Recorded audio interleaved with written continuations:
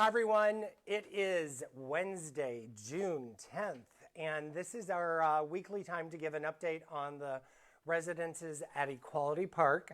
And because today is one kind of hot, I'm going to actually focus on a few things that are very important, some announcements that we made regarding the application process. But I decided that I wanted to spend some time in here, kind of give you a little overview of what we've been doing inside the center and what we're doing in preparation for the residences at Equality Park.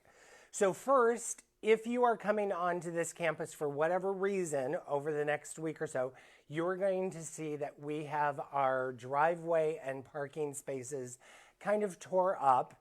There are flagmen out there. They're actually installing the new paved parking that'll go along the drive as you come in.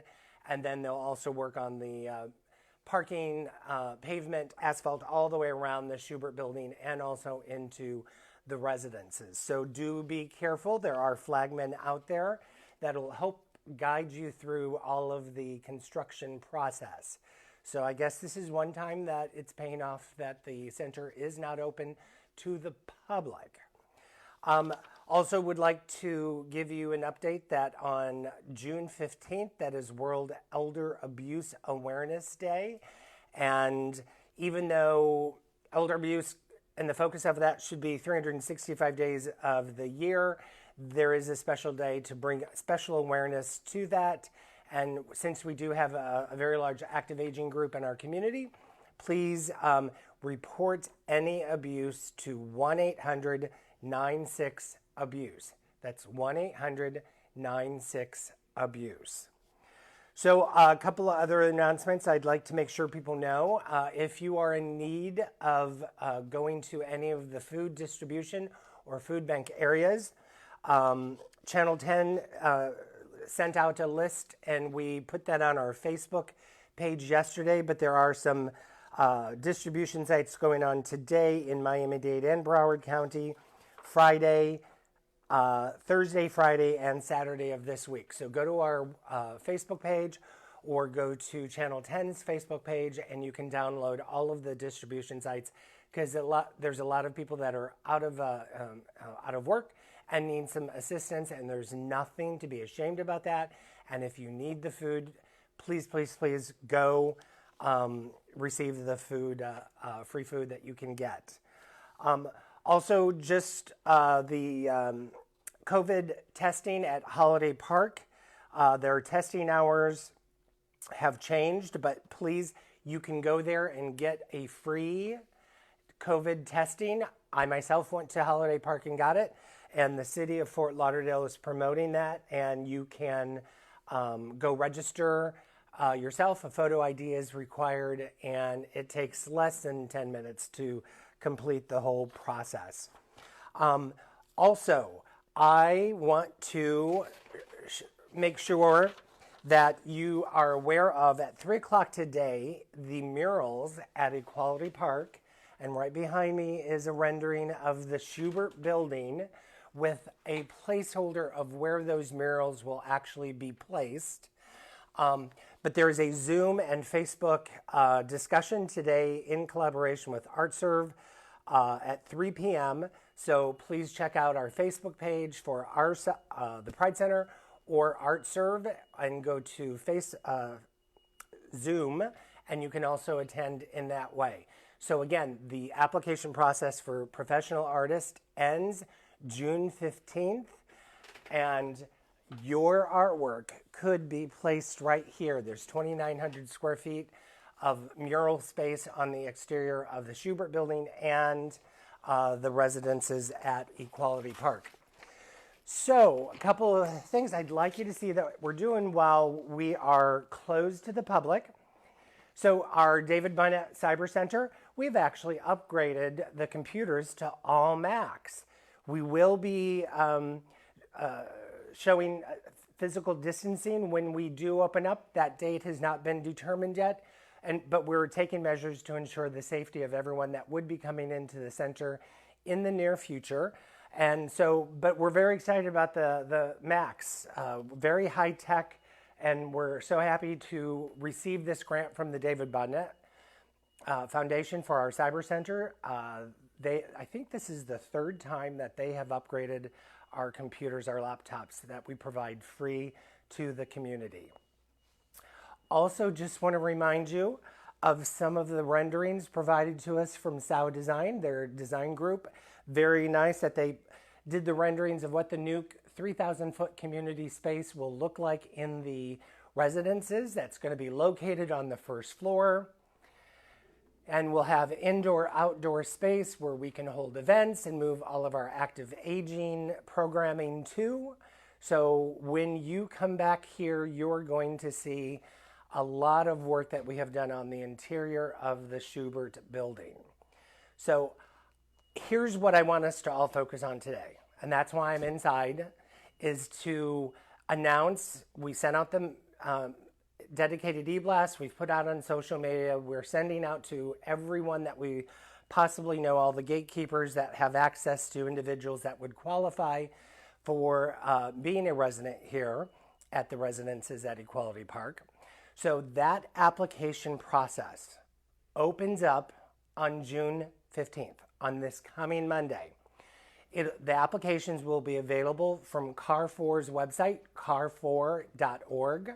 That's CARRFOUR.org. Do not go to their website today. Don't go tomorrow. Don't go over the weekend. The applications will be available on Monday the 15th through June 26th. That's 2 weeks that you have to submit and apply for the application. This is not a first come, first serve basis. So if you apply and submit your application on the morning of the 15th, or you submit your application by 5 p.m. on the 26th, you have the same possibility of being selected to be a resident. CAR4 and their subsidiary company, Crossroads, will actually be managing the process for us. Crossroads will be managing the application process, and it's a lottery-based system. So let's say we receive 200 applications. They will then randomly pull them through that lottery system and assign them numbers. And then the first 100 applications will be thoroughly vetted to ensure that you meet the qualifications. So the residences at Equality Park will have a total of 48 apartments, 21 studio, 21 one-bedroom, and 6 two-bedroom apartments. So to qualify, there are a number of factors. One, everyone who lives there has to be over 55 and above. 70% of the apartments, or 34 of the apartments, have to be filled with someone who is on some sort of disability and have documented proof of being on disability. That disability will be checked annually to ensure that you have remained on disability. The maximum amount of income that the majority of the individuals can have as income on an annual basis is 60% of AMI, or in other words, around $37,000 per year.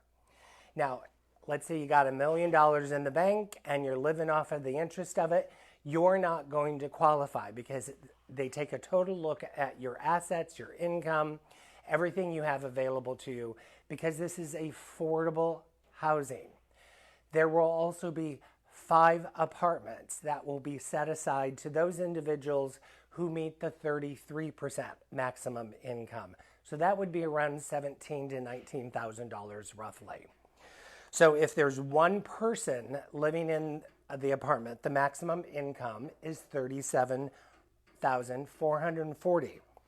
If there's 2 individuals living in an apartment, the maximum amount of income is $42,780. If there's 3 individuals living in an apartment, the maximum amount is $48,120. And if there's 4 individuals living in an apartment, the maximum income, combined income, is $53,460.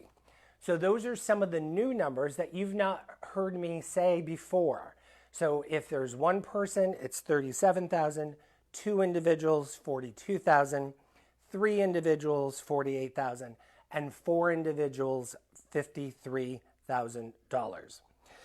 So there have been a number of people who have asked, and we have not made that public yet, but I am prepared to do so here as soon as I find the rental income for a studio apartment. It'll be around $800. Oh, there it is, $885 for a studio. For a 1-bedroom, it's $948 a month, and for a 2-bedroom, it's $1,137. So again, a studio will rent for $885, and that's at the 60% AMI. 1-bedroom will be $948. Again, that is at the 60% of AMI. And a 2-bedroom apartment is $1,137. And again, that is set at the 60% of AMI. We've not made that announcement before, but before you go to Car4's website, car4.org, on Monday, don't go today, don't go tomorrow, don't go over the weekend. Starting on Monday, they will have the application available for you. But that is the rental prices for the 60% threshold. Will these rules be online? These rules will be online. The application, which I have a copy of right here, walks through every bit of the details, the maximum amount of income for an individual, 2 individuals, 3 individuals, etc. What it doesn't have on here is what is the rate at the 33%. But we'll be able to give you that information next week. So again, it is finally, after 7 years of the planning process, we started construction last June. Everything has been on time, been on budget. So we're expecting residents to be able to move in around the end of August, 1st of September. It is finally coming to be true and realizing that we can provide this very needed service to our community. Broward County, back in 2014, identified affordable housing as a major cornerstone that they needed to address.